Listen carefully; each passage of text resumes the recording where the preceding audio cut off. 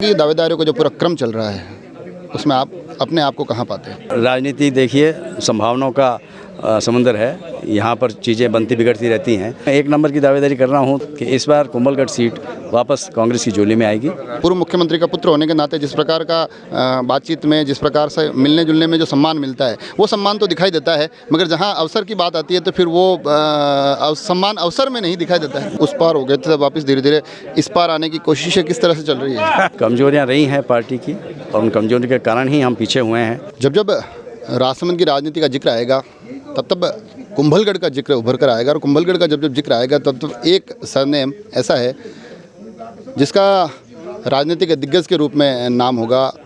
वो सरनेम होता है देवपुरा। जी हाँ, जब कुंभलगढ़ का जिक्र आता है वो जिक्र हीरालाल देवपुरा के नाम के बिना अधूरा है, और वो नाम जो कि राजस्थान की राजनीति का एक समय सबसे अग्रणी नाम था। राजस्थान इस प्रदेश के वो मुखिया थे, मुख्यमंत्री थे। अभी हाल ही में जब पूरी समीक्षाओं का दौर चल रहा है, ये निर्धारण हो रहा है कि किस प्रकार से आगामी चुनाव में कांग्रेस अपने चेहरे तय करेगी। उनको लेकर जो समीक्षाओं का दौर है, उन समीक्षाओं के दौर में एक चेहरा ऐसा भी निकल कर आता है जिनका नाम पुनः वही सरनेम तक पहुंचता है, सत्यनारायण जी देवपुरा। अभी हमारे साथ हैं, आप पूर्व मुख्यमंत्री जी के पुत्र हैं। सबसे पहले तो ये जानना चाहूँगा कि दावेदारों का जो पूरा क्रम चल रहा है उसमें आप अपने आप को कहाँ पाते हैं? देखिए, ये कोई 1, 2, 3 नंबर की बात मैं नहीं कर सकता।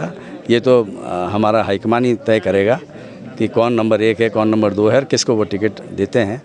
और जिसको भी टिकट देंगे, मैं आज कह दूं कि मैं 1 नंबर की दावेदारी कर रहा हूं तो ये मेरे लिए ठीक नहीं होगा। तो जिसको भी टिकट मिलेगा हम सब उसके साथ रहेंगे और कांग्रेस की पार्टी को जिता के लाएंगे। और मेरा पूर्ण विश्वास है कि इस बार कुंभलगढ़ सीट वापस कांग्रेस की झोली में आएगी। आप कांग्रेस की सीट के जीत के दावे कर रहे हैं, मगर एक थोड़ा विषय ये भी तो निकल कर आता है कि जो प्रदेश के मुखिया रहे हैं आज, उनका जो राजनीतिक विरासत थी कहीं खो सी गई है, कहीं ऐसा जिक्र निकल कर नहीं आता है, कहीं ऐसी अग्रणी पंक्ति में दिखाई नहीं देता है वो परिवार। देखिए, राजनीति में कई समीकरण बदलते रहते हैं और उन समीकरण के चलते हुए कभी आप ऊंच नीचे राजनीति में, कभी आदमी लाइन के उस पार हो जाता है, कभी वापस इस पार आ जाता है। तो अभी इतने टाइम आप जब उस पार हो गए थे, तब वापस धीरे धीरे इस पार आने की कोशिशें किस तरह से चल रही है? ऐसी कोई कोशिश वाली बात नहीं है। संपर्क सभी से है, सभी नेता भी हमारे जो हैं वो बराबर उनका स्नेह और प्यार मिलता रहा है और मैं उम्मीद करता हूँ कि इस बार ही उनका स्नेह मिलेगा। जब इसका पूरा राजनीतिक परिदृश्य देखें हम, राजनीतिक रूप से कुंभलगढ़ का भारतीय जनता पार्टी, क्योंकि हीरालाल देवपुरा का जिक्र आया तो माना जाता है कि कांग्रेस एक समय बड़ी कद्दावर रही, मगर धीरे धीरे जिस प्रकार से भारतीय जनता पार्टी अब अपना एक प्रभाव रखती है, लगातार 2 चुनाव अभी सुरेंद्र सिंह राठौड़ जीत चुके हैं, तो ऐसे में ऐसा नहीं लगता है कि कांग्रेस के लिए बड़ा ही मुश्किल रण है वो?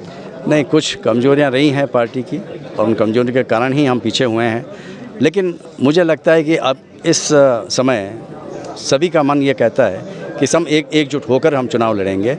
तो इस बार एकजुटता जो दिख रही है उससे निश्चित रूप से मुझे लगता है कि कांग्रेस वापस। एकजुटता की आप बात कर रहे हैं, मैं भी जब जाता हूं, जब 3-4 लोगों के साथ में बात करता हूं तो एकजुटता वो दिखाने की कोशिश करते हैं, मगर कई बार जब पुराने अगर ट्रैक रिकॉर्ड उठाया जाए तो कहते हैं कि ये एक टीम थी, इसने गणेश सिंह परमार को हरा दिया। इस प्रकार से अलग अलग दावे निकल कर आते हैं, इस प्रकार की अलग अलग बातें निकल कर आती है। तो क्या कितनी संभावना है कि वो गुटबाजी इस बार नहीं दिखेगी?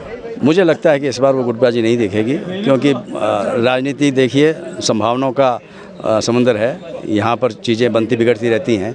तो इस बार जो माहौल है उसमें मुझे गुटबाजी नज़र नहीं आती है और सब एक रूप से एकजुट होकर लड़ेंगे। ऐसा नहीं लगता है कि एक पूर्व मुख्यमंत्री का पुत्र होने के नाते जिस प्रकार का बातचीत में, जिस प्रकार से मिलने जुलने में जो सम्मान मिलता है वो सम्मान तो दिखाई देता है, मगर जहाँ अवसर की बात आती है तो फिर वो सम्मान अवसर में नहीं दिखाई देता है? देखिए, जो सम्मान और जो स्नेह प्यार जनता से मेरे को मिल रहा है वो ये सम्मान जो है लेने और देने का सिस्टम है। जैसा आप देते हो वैसे मिलता है। तो जो जनता से जुड़ाव हमारा रहा, फादर का रहा, मेरा रहा। मेरा पूछने का मतलब ये था कि क्योंकि जब जाते हैं और हीरालाल देवपुरा जी के पुत्र हैं, सत्यनारायण जी आए हैं, बड़े सम्मान के साथ आपको पार्टी में तवज्जो दी जाती है, मगर जब टिकट देने की बारी आती है तो वो अवसर उस तरह से मिलता नहीं।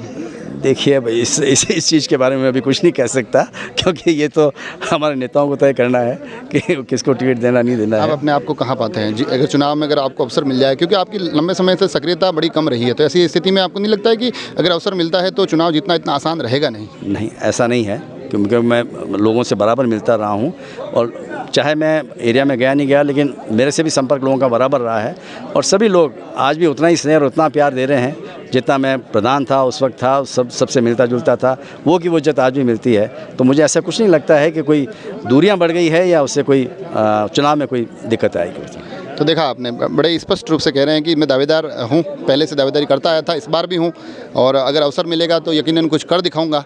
मगर साथ ही शायद एक टीस कि एक मुख्यमंत्री के परिवार से होने के बावजूद पार्टी को जो अवसर काफ़ी पहले दे देना चाहिए था, उस अवसर की आज भी तलाश है, उस अवसर का आज भी इंतज़ार है। आप सभी लोग जुड़े रहें राजसमंद एक्सप्रेस से। धन्यवाद।